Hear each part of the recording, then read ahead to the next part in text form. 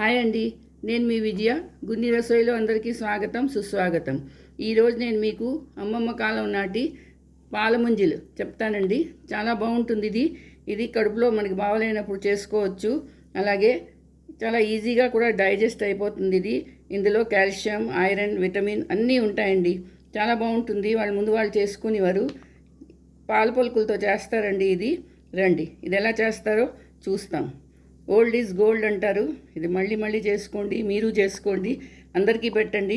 అలాగే నా ఛానల్కి తప్పకుండా సబ్స్క్రైబ్ చేయండి, లైక్ షేర్ కూడా చేయండి. రండి, దీనికి ఏంటంటే కావాలో చెప్తాను. రండి, దీనికోసం ఏంటంటే చేయాలో చూడండి. ఇది పాల పలుకులండి, అంటే పాలగుండ. దీన్నే పాలగుండ అంటారు. ఇది ఇలా ముక్కల్లో వస్తాయండి. ఈ పౌడర్ రాదు, ఇగో ఇలాంటి ముక్కలే వస్తాయి.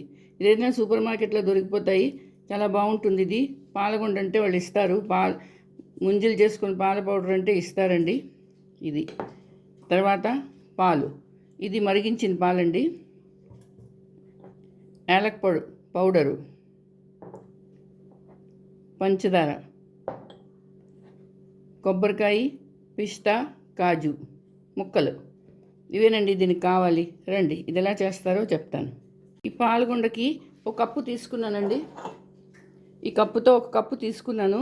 చూడండి, అది బౌల్లో వేసుకొని దాంట్లోని 2 గ్లాసులు నీళ్ళు పోసుకొని ఒక అరగంట సేపు వదిలిన తర్వాత ఇగో చూడండి, పౌడర్ అంతా కిందన కూర్చోపోతుంది. ఇగో మీదని వాటర్ వచ్చేస్తుంది. ఈ వాటర్ ఏం చేస్తామంటే మనం తీసేయాలి. మెల్లిగా వాటర్ తీసేయాలండి. తీసేసి అలా వదిలేసి మళ్ళీ కొంచెం నీళ్ళు వేసుకొని దాన్ని మళ్ళీ ఒక 10-15 నిమిషాలు వదిలేయాలి. చేసేమనుకోండి మళ్ళీ ఆ పౌడర్ అంతా కిందన కూర్చోపోతుంది, నీళ్ళు తేరిపోతాయి. అంటే దాంట్లో ఉన్న మట్టి కొంచెం చిన్న స్మెల్ ఉంటుంది. ఆ స్మెల్ అంది కసగా ఉంటుందండి. ఆ స్మెల్ అది కూడా బయటకు వచ్చేస్తుంది. 2-3 మాటలు ఇలా చెయ్యాలి. ఆ తర్వాత చూడండి, 3 మాటలు చేసుకున్నాను. ఇప్పుడు 3వ మాట ఇది గట్టిగా పడిపోయింది కదా, దీన్ని కొంచెం కలుపుకొని కొంచెం వాటర్ వేసుకొని ఉంచుకోవాలి. ఇదిగో ఇది మెత్తపడిపోతుంది. 1 సెకండ్ తగులుతుంది దీనికి ఇలా మెత్తపడడానికి. ఇదిగో చూసారా, ఇది పక్కన పెట్టుకోవాలి. ఇలా స్మూత్గా చేసుకొని ఇదిగో కలిసిపోయింది చూసారా వాటర్. ఇది పక్కన పెట్టుకోవాలి. ఇప్పుడు నేను స్టవ్ ఆన్ చేసుకున్నాను. దాని మీద ఒక ప్యాన్ పెట్టుకున్నానండి. ఇప్పుడు ఈ ప్యాన్లోని చూడండి, ఇప్పుడు గ్యాస్ ఆన్ చేసుకున్నాను. ఒక మూకుడు పెట్టుకున్నాను. అందులోని ఏ కప్పుతో అయితే నేను పలుకులు తీసుకున్నానో అదే కప్పుతో 3 కప్పులు పాలు పోసుకోవాలి. చూడండి, పాలు వేసుకున్నాను. అందులోనే 1 కప్పు పంచదార. 1 కప్పు సరిపోతుంది. మీకు ఎక్కువ కావాలంటే ఎక్కువ వేసుకోవచ్చు. అలాగే ఇలాచీ పౌడర్ వేసుకున్నాను. వేసుకొని పాలు కొంచెం ఉడకనీయాలి. పాలు ఉడకగానే అప్పుడు అందులోని ఆ పౌడర్ కలుపుకుందాం. సరే, పాలు ఉడికిపోయి మరుగుతున్నాయి చూసారా. ఇప్పుడు ఈ పౌడర్ వేసేసుకోవాలి.